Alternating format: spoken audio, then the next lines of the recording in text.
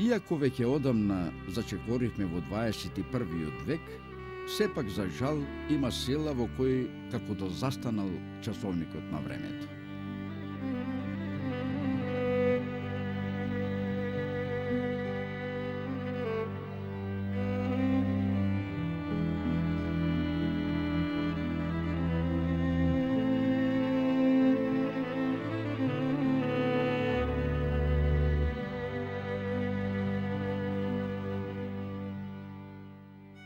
Малку е да се рече дека потсетуваат на пустели, на аветински села или села на духови.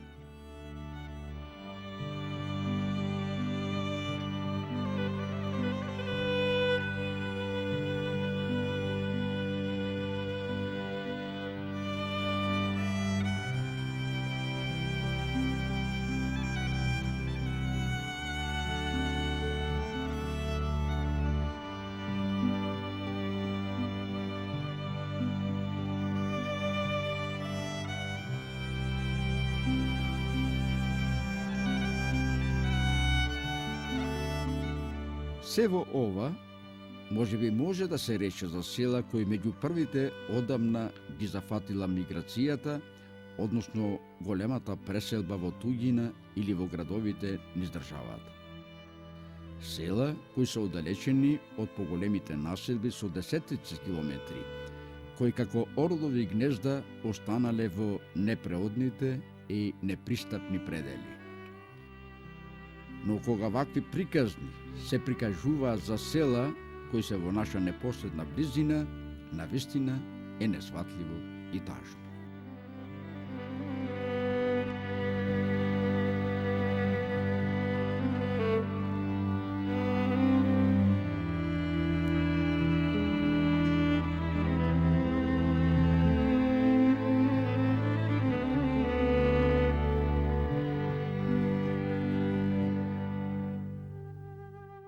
Селото Брник, например, од Битола е оддалечено само 14 на километри, а сепак остава впечаток дека живее во средновековието. До Брник, сместено на источните огранци на Селечка планина, се стигнува по патот што води преку Новаци, Маково и Рапеш. Љубопитството не однесе и на оваа релација.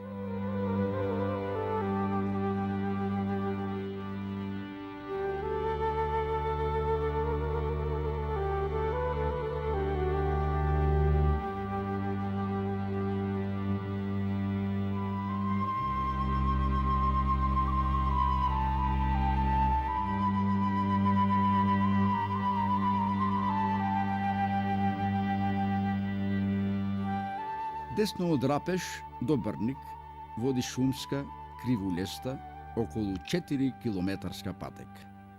Патот не е асфалтиран. Некаде е рамен и можат да се движат и полесни возила, но има места преку кои може да мине само посебно возило, управувано од навистина добар возач. Лошата сообраќајна врска, искриеноста на селото во планинските пазови секако дека го сториле своето. Селото е напуштено, заборавено, осамено и навистина е чудно како некој од филмаджиите во него не снимил некој хорор филм.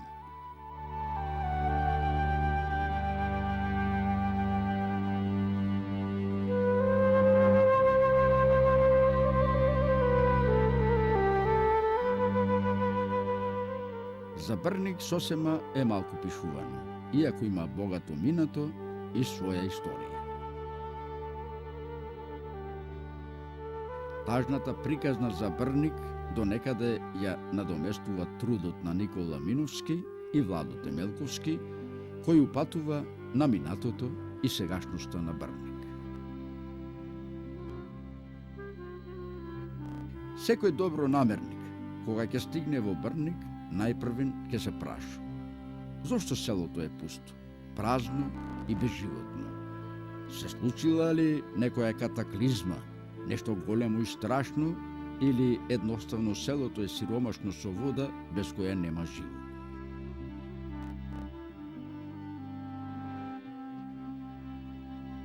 Во потрага по одговорот на овие прашања, ги добивме следните сознанија. Речиси 80-тина години селото Брник добива вода од само една чешма и 2-3 кладенци кои во топлите лета пресушуваат. Единствената чешма е изградена во 1924 година. Значи, тоа е период кога селото имало жители и кога сите заеднички се обидувале да ја решат основната потреба селото да има вода за пиење. Водата била проблем, иако Брник има нешто со што навистина може да се гордее. Ја има Брничка река и водопад кој представува вистинска реткост за овие предели.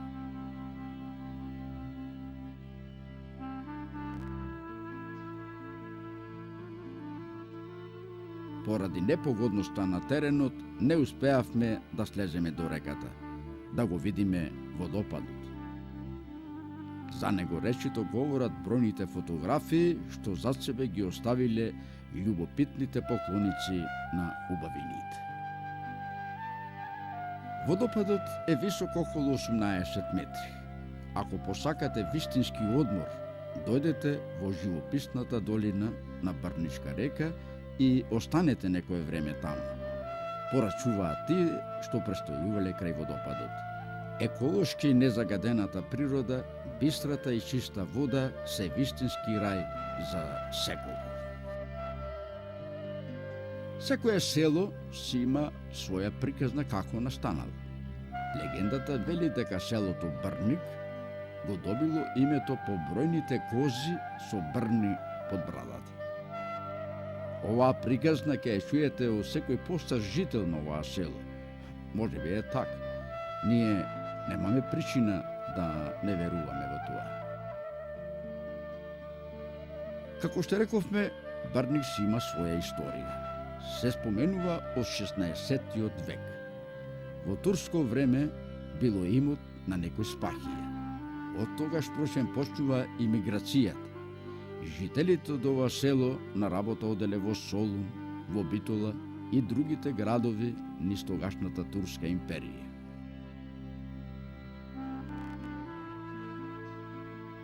До 60-тите години од минатиот век селото броело над 200 жители.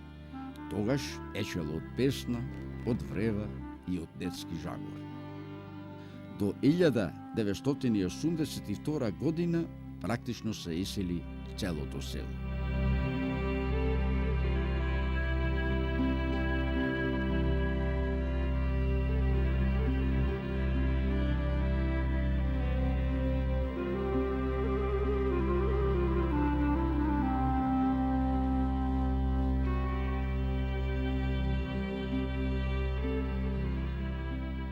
Меѓу ретките што останале се Бино Стојановски и Петре Трајковски. Но кога нашата екипа престојуваше во Брник, таму беше само Бино Стојановски. И него одвај го добивме. Може би вината е во нас. Може би го уплашивме кога се обидовме најпрвин со нашата камера да ги овековечиме трошните куќи. Внатрешноста од нив, да изнасликаме предмети од старата покуќнина.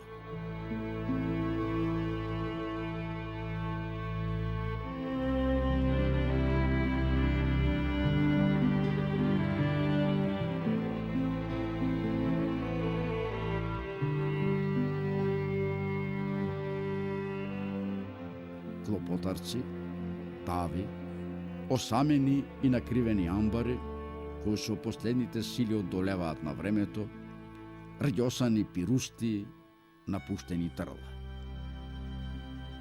Нашата камера одеднаш застана до еден сив камен. Иако времето оставило видни траги врз него, сепак јасно може да се види дека тоа не е обичен камен. Вештите раце на мештаните пред кој знае колку години од каменот направиле корито од кое се напојувале некогаш бројните овци и другиот добиток. Каменото корито некогаш сигурно служело за перење на волна, веленца, дифтици и облек. Каменото корито може да го забележи само остро око, зашто пред да го снимиме требаше да го расчистиме коровот кој љубоморно го имаше скриено коритото од љубопитните погледи на случајните минувачи. Недалеко од каменото корито, фантомски зјапи една стара фурна. Нема сомнение дека некогаш и таа прехранувала многу усти. Покрај ржаникот сигурно се пешеле и јагниња и прасиња. Впрочем, и брничани си ги славеле своите празници и обичаи. И исушената лозница, што ни ги испара очите, си е приказна за себе. Сведок на едно време. Некогаш под незините дебели сенки се прикажувале приказни, од незините надрочени гроздови се насладувале и децата и возрастните.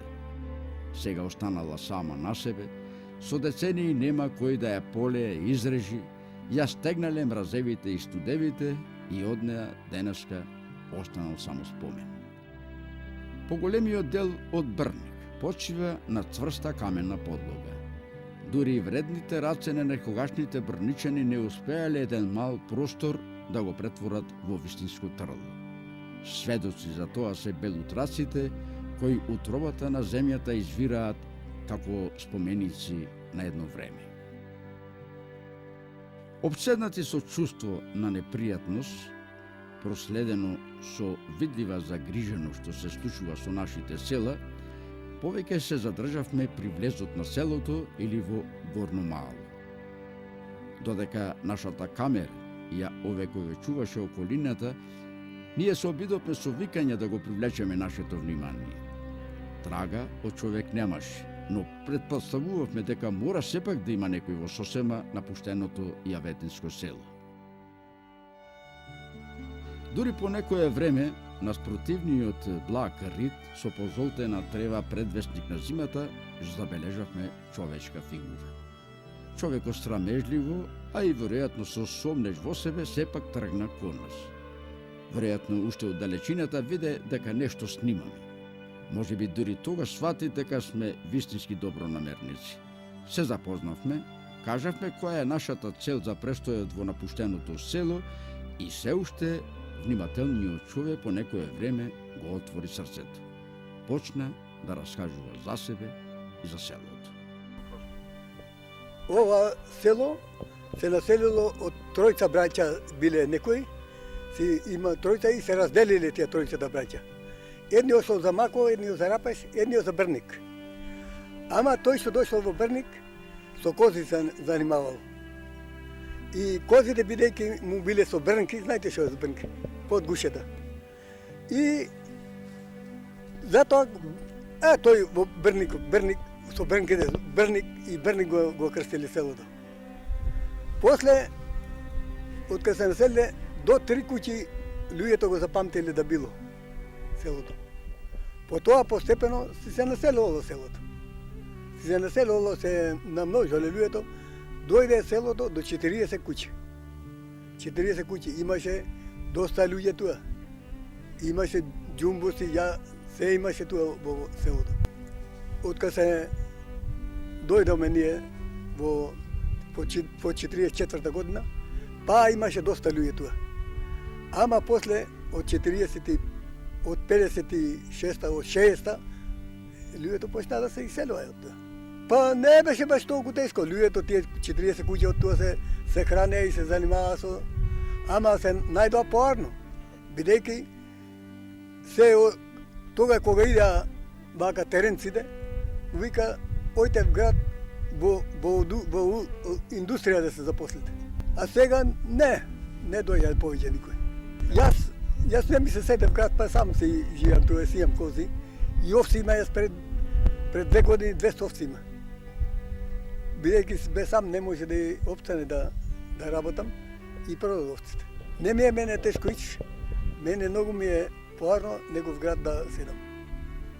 Така природа ми убава и убаво ми е туа. Сегашноста на Брник навистина е тажна, но уште еднаш ќе кажеме дека селото си има своја историја и минато. За жал, денеска во Брник нема кој нешто повеќе да ви каже за легендарниот војвода Трајко Крало, односно Трајко од Брник Мариовчето. Тој е пријател на Димче Могилчето и Јон Димов Пашата. Но затоа пак и денеска во Брник ке не идете на урнатините на неговата куќа. Велат, неговиот гроб треба да е некаде во Пекчево, каде што беше погребан во 1911 година. Денот на селото е 8 ноември. Црквата, изградена во далечната 1887 година, го носи името на Свети Димитри. И денеска црквата е добро сочувана. Реновирана е пред неколку години, но немаше кој да не отвори и од поблиску да се запознаеме со незината внатрешност. Имавме чуено дека таму се запишани имињата на иконописците. Прошетката по Брник ја започнавме од единствената чешма. Оваа патеписна репортажа ќе ја завршиме тука. Велат дека водата од оваа чешма била лековита. Јас не знам и не можам да тврдам, но сепак ќе се напијам.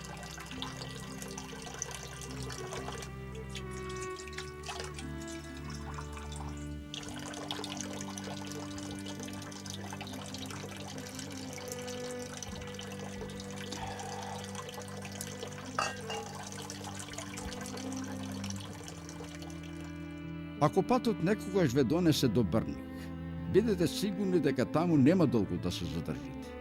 Осамените куќи во вашата душа ќе внесат чудно расположение. Ќе посакате веднаш да заминете. Враќањето назад по безпаќата ќе ви биде мачно.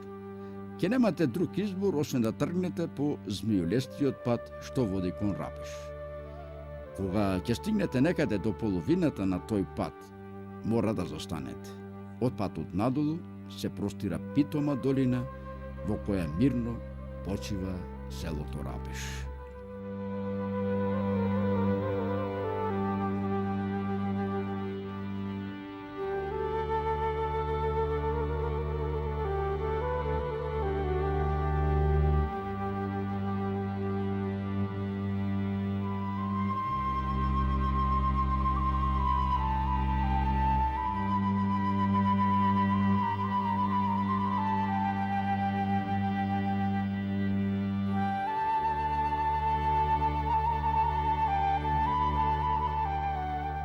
Рапеш со својата рустикалност уште повеќе ќе ви застане во очите кога ќе зачекорите на асфалтираниот пат, што речиси минува низ средината на селото. Но нема погледот да ви залута нагоре над патот, туку во длабочините каде некогаш минувала Рапешка река.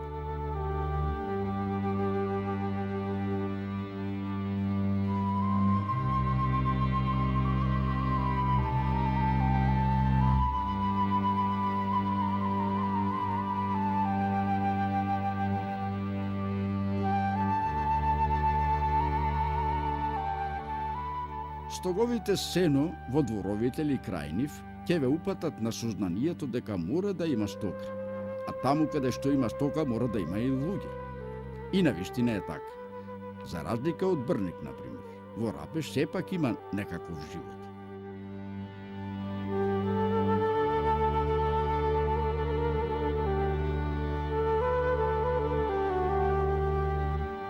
Се разбира, селото ни оддалеку не е такво како што било некогаш, но асфалтираниот пат, струјата, безжичните телефони и продавниците, како и погодните терени за одгледување, особено на ситна стока, сепак придонеле барем некој да остане во селото.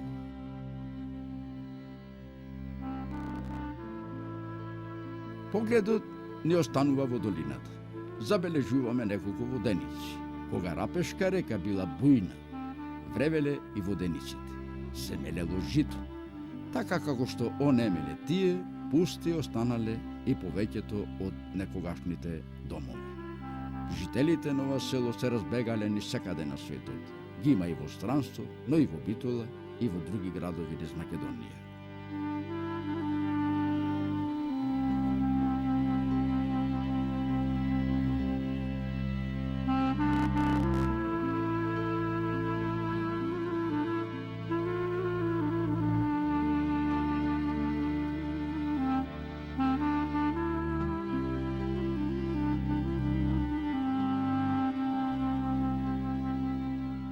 Малку подзапревме на влезот од селото, а потоа продолживме кон сред селото.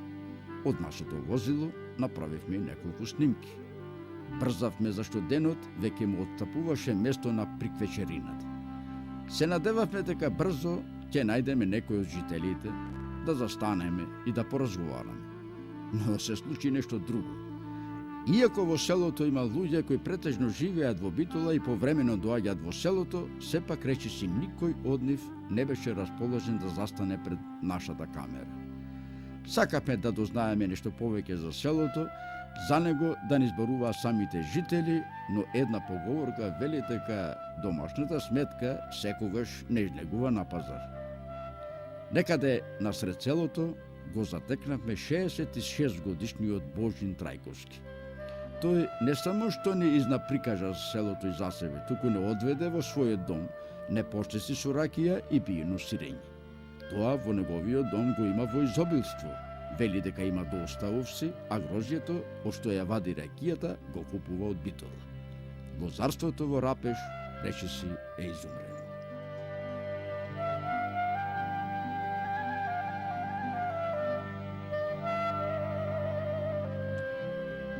Тоа е тоа што го чувме од Божина. Се друго за селото прочитавме во ретките документи до кои успеавме да дојдеме.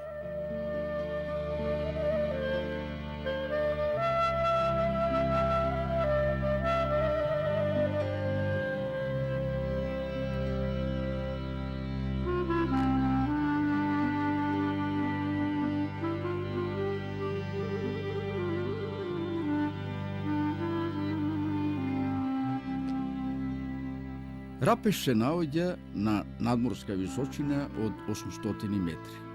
Мирно почива на едно од возвишенијата на Селечка планина. Од Рапеш се пружа јасна гледка кон Старо Мариово и ниже планина.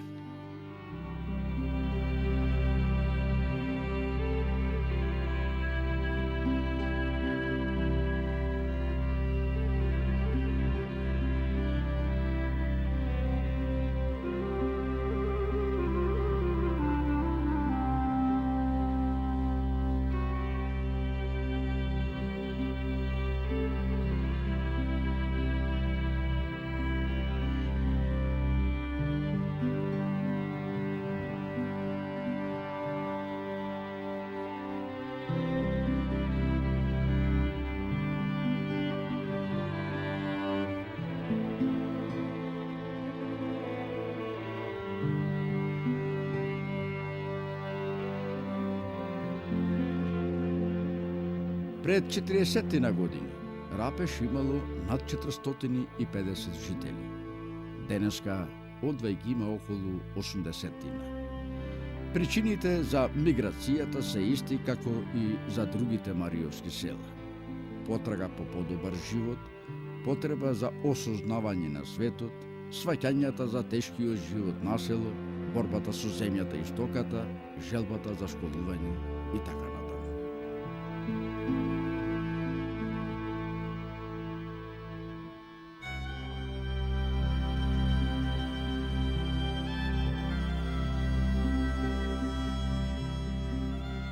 Селото е старо.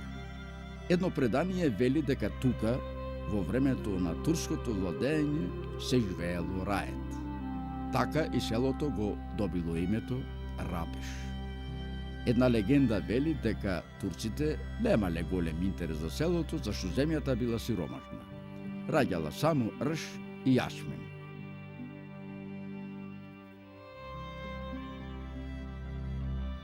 Како во секое село, така и во Рапеш се предат приказни за минатото. Еве една. Некоја девојка копала во нивата. Ја забележале неколку турски војници. Таа побегнала кон пештерата што се наоѓала во близината на нивата и се фрлила во неја.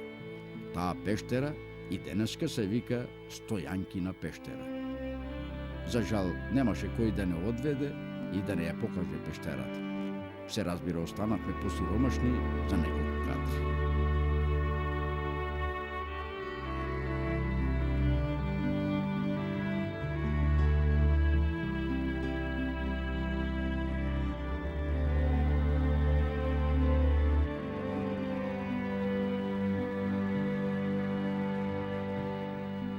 Во селото има една црква која е со два светци, Света Петка и Свети Димитри. За време на Првата светска војна, трпезаријата на црквата се користела како болница. Потоа во исто време, црквата и селото биле разурнати до темел. Кога завршила војната, рапешани се вратиле во селото, ги обновиле своите домови и ја возобновиле црквата. Интересен е уште еден податок. Слава на селото била Света Петка, време кога се жнеело житото. Затоа во Рапеш денеска се слави Спасовден, кога има помалку работа. Освен Спасовден, во селото се слават и Митровден и Свети Николај.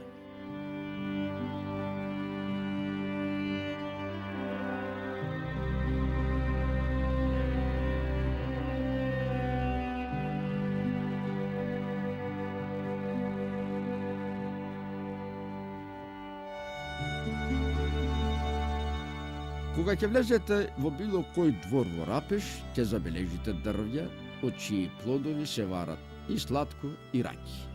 Но малку ќе се изненадите кога ќе видите и смокви. Тие се само никли, а селаните велат дека смоквите се резултат на медитеранската клима, која до Рапеш доаѓа по течението на Црна река.